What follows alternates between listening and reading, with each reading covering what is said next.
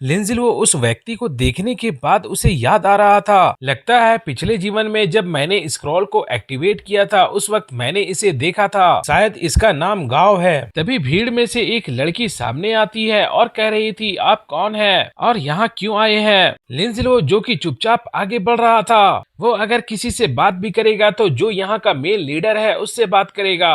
तभी गांव सामने आता है और कह रहा था, मुझे नहीं पता कि आप लोग यहाँ क्यों आए हैं और हमारे डेथ क्लब में आपका क्या काम है, और मुझे नहीं पता कि मैं आपको क्या नाम से पुकारूं, क्योंकि गांव जब लिंजिलो की इंफॉर्मेशन चेक करना चाह रहा था तो उसे कुछ पता नहीं चल रहा था। वो काफी कंफ्यूज था, आखिर इसकी जानकारी शो क्यों नहीं हो रही है। वो जब दाशा की इंफॉर्मेशन विंडो को देखता है उसे समझ में आ जाता है इसका नाम दाशा है। इसकी पावर इस वक्त लेवल 4 पे है। वो सोच रहा था कोई व्यक्ति अपना नाम दाशा कैसे रख सकता है। आखिरकार लिंजिलो बता रहा था, ये मैं और मेरा भाई दाशा है। हम लोगों ने देखा कि यहाँ पे काफी सारे लोग हैं, हम तो बस यहाँ आकर देखना चाहते थे आप लोगों की टीम में शामिल हो सकते हैं या नहीं। गांव काफी खुशी के साथ कह रहा था, आप लोग हमारे डेथ क्लब में ज्वाइन होना चाहते हैं तो आपका वेलकम है। मैं अपना इंट्रोडक्शन देता हूँ, मेरा नाम गाओ डेंग है, मैं इस डेथ क्लब का प्रेसिडेंट हूँ। लिंजिलो ये सुनने के बाद थोड़ी चौंकने वाली अंदाज में कह रहा था, ओ तो आप गाओ हैं जो कि डेथ क्लब का प्रेसिडेंट है। और लिंजिलो कह रहा था, जहाँ तक मेरी बात है मेरा नाम लिन लुओ है, ये हमारा भाई दाशा है, थोड़ा मूर्ख है और कुछ बोल भी नहीं पाता है। तभी गाओ डेंग कह रहा था, अच्छा अच्छा मैं समझ गया,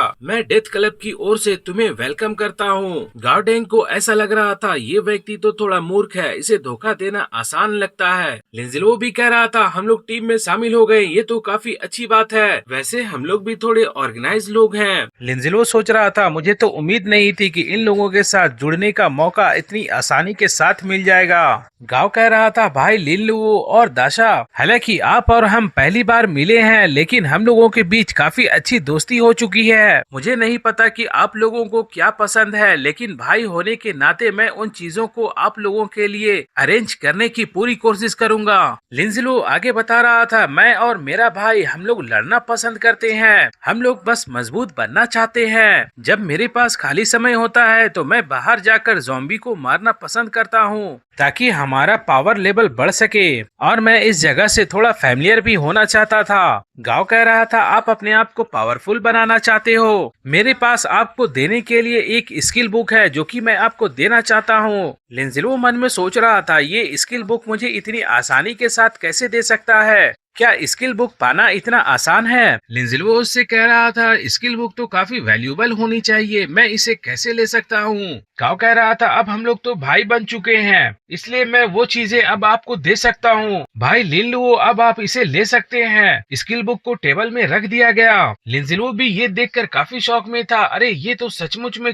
स्किल बुक है। मुझे समझ में नहीं आ रहा है एपोकलिप्स के खिलाड़ी कब से इतने दयालु और महान हो गए। ये लॉस्ट फ्यूरी नाम की स्किल थी। लिंजिलो आगे सोच रहा था, मैं जानता हूँ इस एपोकलिप्स वर्ल्ड में कोई भी चीज फ्री की नहीं होती है। इस स्किल में ऐसा होता है कि 2 मिनट के लिए प्लेयर्स अपनी पूरी तरह से होश खो देते हैं। इस तरह से प्लेयर और ज़ॉम्बी में क्या डिफरेंस होगा? इसके अलावा चेतना रहित इंसान ज्यादा प्रभावशाली होते हैं, जिसके पास चेतना नहीं है वो कैसे प्रभावशाली हो सकते हैं? गांव लिंजिलो को देखकर समझ गया कि ये कुछ सोच विचार कर रहा है। वो मुस्कुराते हुए कह रहा था, हाँ इस स्किल बुक के कुछ साइड इफेक्ट तो हैं, लेकिन ये स्किल बुक उस वक्त ज्यादा कारगर होती है जब आप डिप्रेशन में हो, उस वक्त ये स्किल बुक काफी कारगर होती है। वो सोच रहा था, ये तो मुझे मूर्ख समझता होगा, मैं ये स्किल बुक इस्तेमाल नहीं कर रहा हूँ, लेकिन सबसे बड़ा सवाल तो ये है, ये स्किल बुक क्या इंसानों के यूज करने लायक है? लेकिन मुझे यकीन नहीं था ये सामने वाला व्यक्ति स्किल बुक को देखने के बाद इतनी जल्दी रिएक्ट कर देगा। लिंजिलो भी इस स्किल बुक को अपने पास में रख लेता है। लिंजिलो आगे बता रहा था, मुझे भाई आपकी दयालुता काफी अच्छी लगी और मुझे ये स्किल बुक भी काफी अच्छी लगी, इसलिए मैं ये स्किल बुक को अपने पास रख लेता हूँ। हालांकि गांव इस वक्त थोड़ा शौक में था। लिंजिलो आगे कह रहा था, ब्रदर गांव, और अगर कुछ बात नहीं है तो मैं और हमारा भाई थोड़ा आराम करने के लिए जाना चाहते हैं। गांव जो कि लिंजिलो की मुस्कुराहट को महसूस करने के बाद थोड़ा शौक में लग रहे थे। अभी अभी जो मैंने मुस्कुराहट देखी है मुझे कुछ भ्रम और कुछ याद आ रहा है। जब लिंजिलो जाने ही वाला था तभी आवाज आती है, भाई लिन 1 मिनट रुको। लिंजिलो भी वहाँ पे रुक जाते हैं और पूछ रहे थे, हाँ भाई गाओ और बताएं, और कुछ कहना है क्या।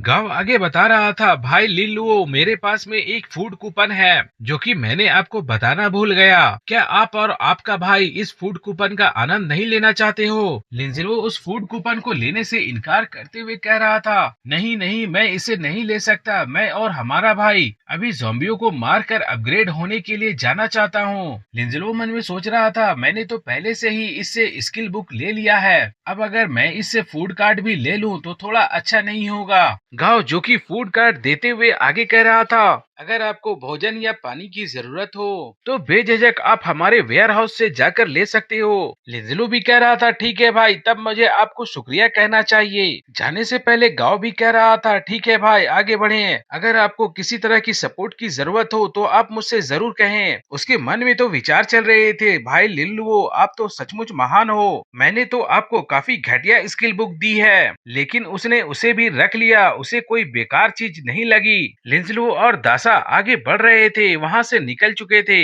तभी 2-3 लोगों की आने की भी आवाज आ रही थी। कुछ लोग सामने से चले आ रहे थे। उन लोगों का लीडर आते ही लिंजिलो को देखने लगा, जैसे कि उसका मेन टारगेट तो यही है। वो उन ग्रुप का लीडर टाइप का व्यक्ति लिंजिलो के करीब आने के बाद कह रहा था, उस गाओडोंग के करीब मत जाओ, मैं तुम्हें कोई धमकी नहीं दे रहा, मैं तुम्हें बस ये चेतावनी देना चाहता हूँ। तभी आगे उसने एक बड़ी गलती कर दी। लिंजिलो के कंधे पे हाथ रखते हुए कह रहा था, वरना जानते हो तुम्हारे साथ क्या होगा, भले ही तुम्हारा भाई लड़ने में काफी अच्छा हो। हालांकि लिंजिलो को उसकी बातों से कोई फर्क नहीं पड़ता, वो अपनी कंधे से उसकी हाथों को झटक देता है। तभी उनके जितने भी चेले चपाटी थे वे सभी अपने पास से गन और वेपन्स निकाल लिए। लिंजिलो कह रहा था, दशा आप वहाँ पे क्यों खड़े हो, आपको अपना काम शुरू कर देना चाहिए। उन गुंडों का लीडर कह रहा था, ये तो कोई बहुत बड़ी बात नहीं है, तुम्हारे साथ जो व्यक्ति है उसका लेवल सिर्फ 4 है और हमारे पीछे जो लोग हैं उनका भी पावर लेवल उससे कम नहीं है।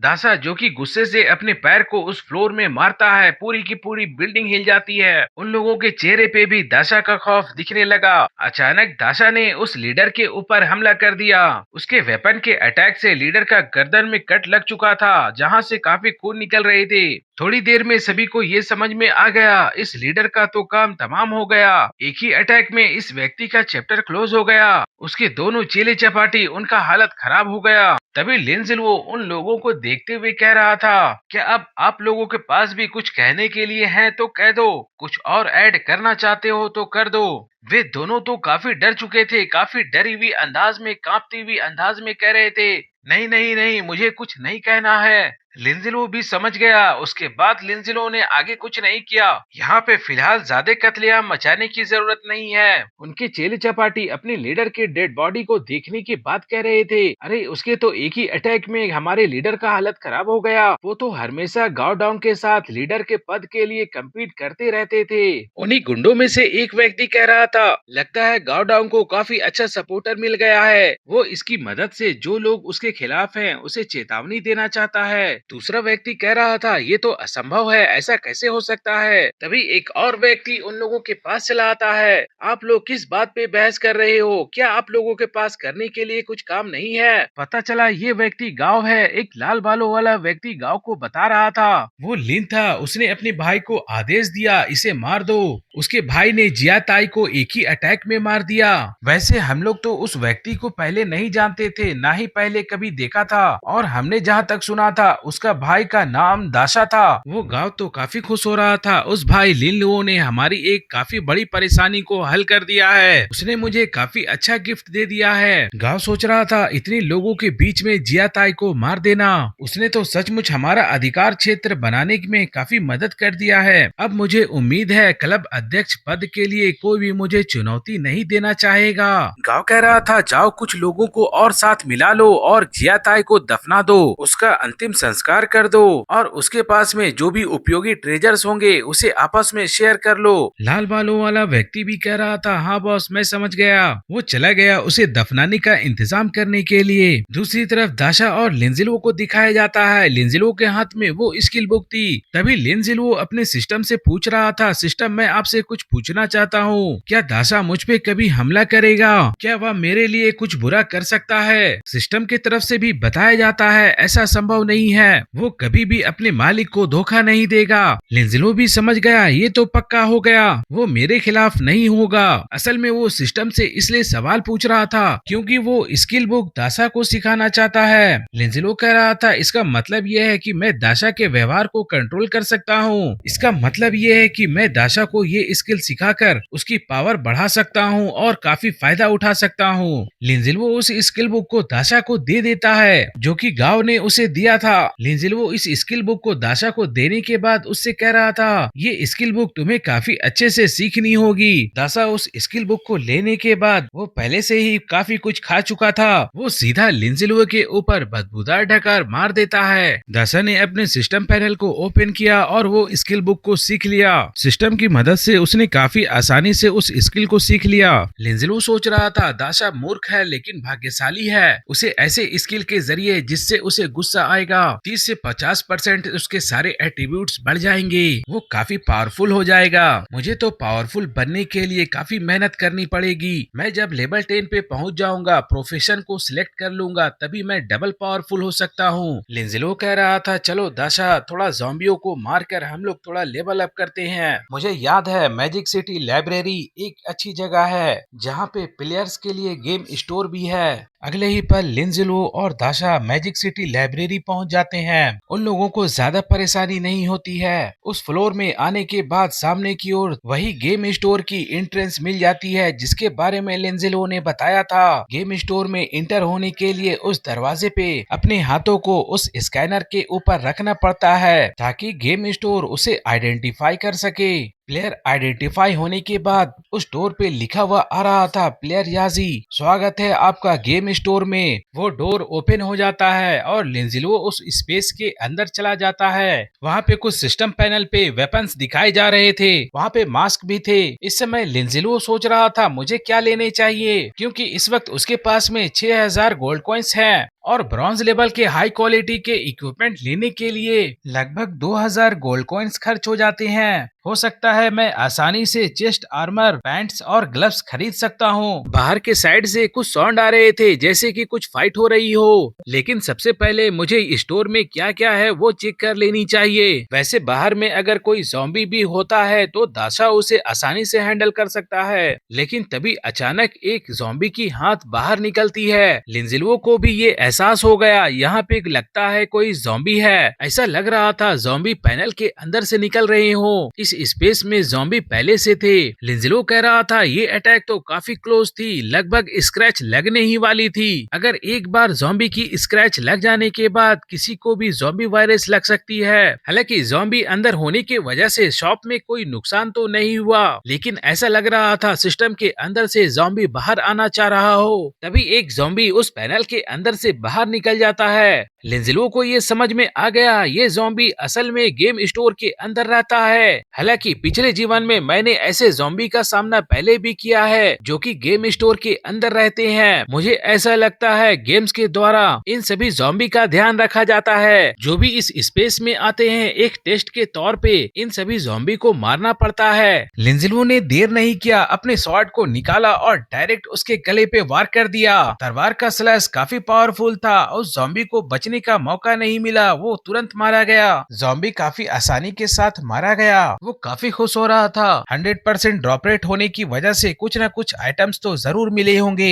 इसमें जरूर कोई न कोई ब्लास्टिंग वेपन या कम से कम नॉर्मल वेपन तो होना ही चाहिए। तो चलो जल्दी से इस बॉक्स को ओपन करके देखा जाए। उस ड्रॉप बॉक्स को ओपन किया गया तो पता चला ये तो टॉयलेट पेपर निकला। सिस्टम ने भी बता दिया, कांग्रेचुलेशंस प्लेयर, आपको टॉयलेट पेपर मिले हैं। लिंजिलो को ये काफी बुरा लगा, ये तो काफी बेकार आइटम निकल गया। लिंजिलो ने उस शॉप से उसके पास में जितने भी गोल्ड कॉइन्स थे लगभग 6000 गोल्ड कॉइन्स को खर्च कर दिया गया। कुछ आइटम्स को खरीद लिया गया जो कि अभी नहीं बताया गया है। बैलेंस 0 हो गया और सिस्टम की तरफ से बताया जा रहा था गेम स्टोर अब जल्द ही क्लोज हो जाएगी। लिंजिलो की खरीदारी पूरी हो गई, अब वो भी बाहर निकलने वाले थे। लिंजिलो के मन में आ रहा था कुछ आइटम्स को और देख लिया जाए, लेकिन पहले दाशा को देखना जरूरी है। चलो जाकर देखते हैं सबसे पहले दाशा कैसा कर रहा है। बाहर में लिंजिलो ने देखा कि दाशा ने तो पहले ही बहुत सारे ज़ॉम्बी को निपटा चुका है। लिंजिलो दाशा को बता रहा था, दाशा तूने काफी अच्छा काम किया। दिखाया गया कि सामने की ओर एक पहलवान ज़ॉम्बी अब भी बचा हुआ है। लगता है ये दाशा के हाथों से अब तक बचा हुआ है। दिखाया गया सामने की ओर बहुत सारे ज़ॉम्बी का चैप्टर क्लोज कर दिया गया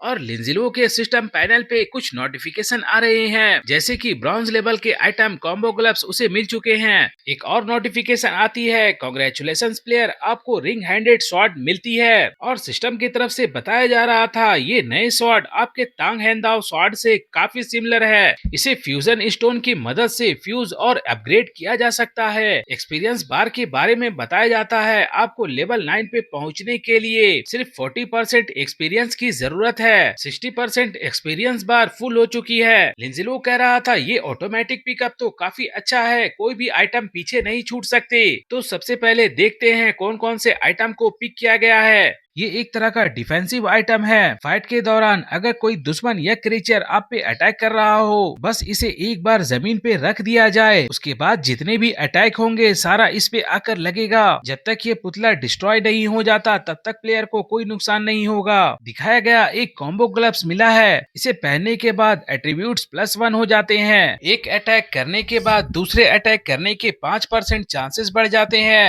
हालांकि ये विस्फोटक डबल स्लैश की तरह तो नहीं है, लेकिन फिर भी काफी अच्छा है। एक और ये रिंग हैंडेड स्वॉर्ड, ये भी काफी अच्छी है। इसकी सारी विशेषताओं को छोड़ दिया जाए, इसकी एक ही विशेषता काफी बढ़िया है, जो कि डायरेक्ट स्ट्रेंथ एट्रीब्यूट की +3 हो जाती है। सिस्टम ने भी बता दिया आपकी पहले वाली तांग हैंगदाओ और अब वाली ring handed sword fusion stone के जरिए मर्ज हो सकती है। लिंजिलो सोच रहा था हालांकि इन दोनों स्वॉर्ड को फ्यूज करने के बाद हो सकता है इस ब्रॉन्ज लेवल के वेपन को अपग्रेड कर दिया जाए, वो सिल्वर लेवल भी बन सकता है, लेकिन इसमें कुछ खराबी भी हो सकती है। अगर किस्मत खराब रहा तो स्वॉर्ड बुरी तरह से डिस्ट्रॉय भी हो सकते हैं।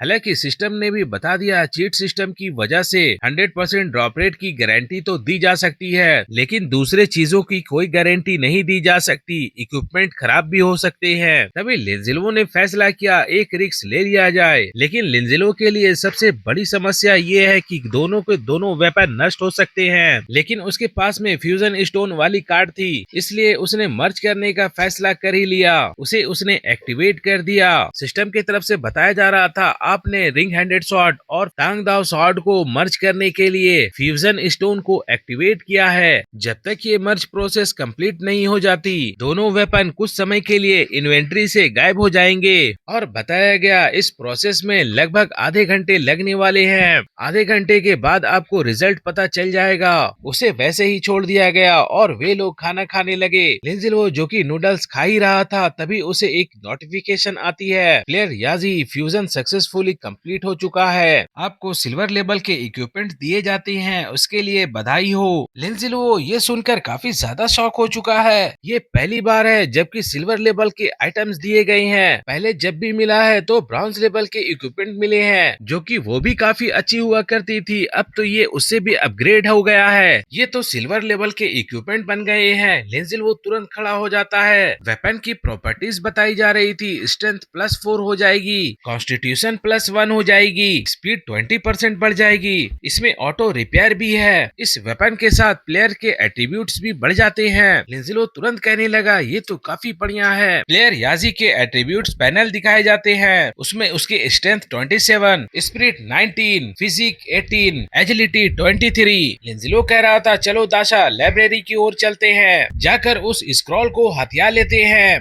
वहाँ पे लिंजलो को लाइब्रेरी की पूरी मैप मिल जाती है। लिंजलो दाशा को कह रहा था, दाशा आगे बढ़ो और रुकने की जरूरत नहीं है, बस ज़ॉम्बियों को क्लियर करते जाओ। दाशा भी गर्जन वाली आवाज में हाँ कहता है। दिखाया गया दाशा आगे जाने के बाद बहुत सारे ज़ॉम्बियों को अपने स्ट्रेंथ के साथ ही उड़ा दे रहा था। पीछे पीछे लिंजलो भी चला आ रहा था, वो भी अपनी सिल्वर लेवल के स्वॉर्ड्स के साथ। अब उसके स्वॉर्ड के स्लैश और भी ज्यादा पावरफुल हो चुके हैं। इस स्वॉर्ड को गर्दन काटने वाली स्वॉर्ड भी कहा जाता है। सामने की ओर सभी ज़ॉम्बियों को काट दिया गया, वे सभी मारे गए। कुछ ज़ॉम्बियों को मारने के बाद सिस्टम की तरफ से कहा जा रहा था, कांग्रेचुलेशंस प्लेयर, आप लेवल 9 पे पहुंच चुके हैं। आपको एक फ्री एट्रीब्यूट पॉइंट्स दिए जाते हैं। नेक्स्ट अपग्रेड के लिए 1000 एक्सपीरियंस पॉइंट की जरूरत होगी। बहुत सारे ज़ॉम्बियों को मार दिया गया था। आखिरकार ये सभी क्लियर हो गए, लेकिन तभी लिंजिलो कुछ देखकर अचानक चौंक जाता है। अचानक लिंजिलो ने कहा, ये क्या बकवास है, ये तुम क्या कर रहे हो?